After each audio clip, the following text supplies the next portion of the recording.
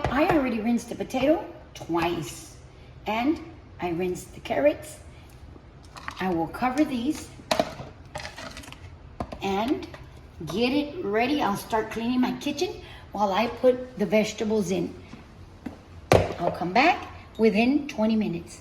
So meanwhile, I wait for the chicken to boil a little bit more. I start my cleaning.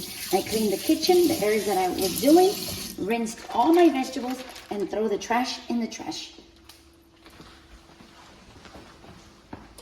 In the trash.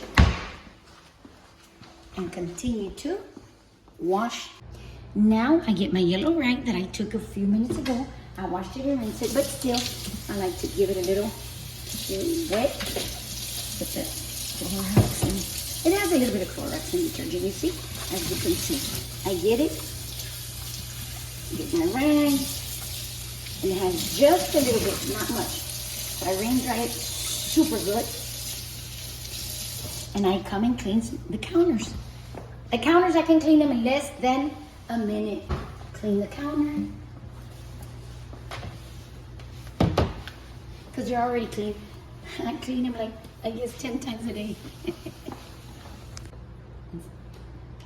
I get it, and since I just dried a knife and a scoop, I could just get it, fold it, and this is the side I use. So what do? I leave it here so it can air dry. And you see these two little cuties? Those are clean. I don't use them unless, if I use this one like 3 times with 3 forks or 3 cups, I continue to put them here. If I use it to dry more than 7, 8 dishes, yes, of course, I'll go ahead and throw it in the dirty clothes and use my new ones. That's what I do in my kitchen.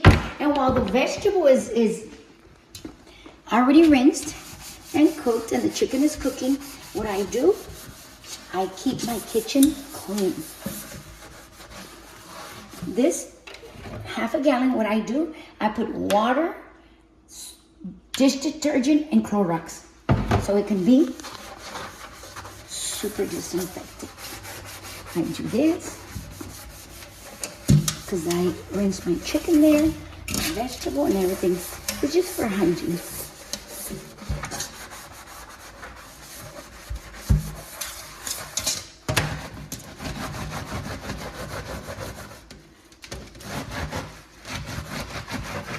I love to clean. Like I always say, cleanliness is the closest thing to holiness. I clean, I washed it, I rinsed it.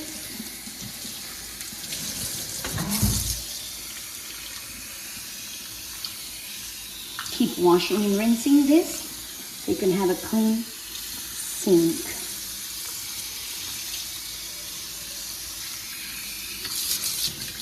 Wash and rinse, wash and rinse. Continue to wash and rinse.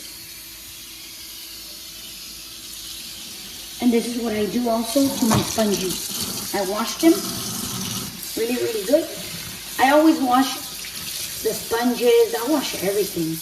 You won't even believe it. I even wash my brooms. How are you going to sweep your dirty floor and then put up your broom all dirty? Especially in some houses that oh my God, the floors are dirty and full of hair. Oh, yucky, yucky, yucky.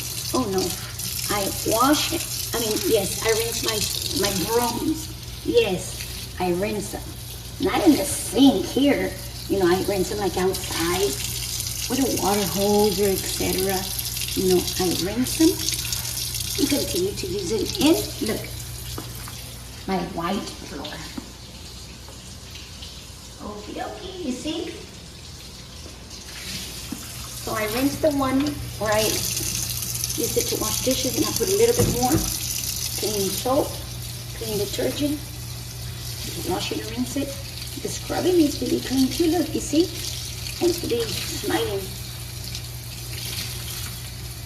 I always think the way I scrub the sink and clean the floors and clean the sinks, I said, Lord, that's the way I want you to clean my heart always, Lord Jesus, always, because I don't want my heart to get contaminated. Look at that smiley. Isn't it cute? My favorite color, pink. And I come and put it up right here. I continue to rinse it.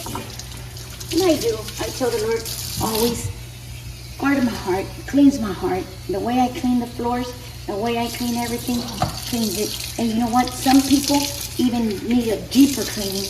Like when I got saved, I need a deeper cleaning. I remember my heart was filthy dirty.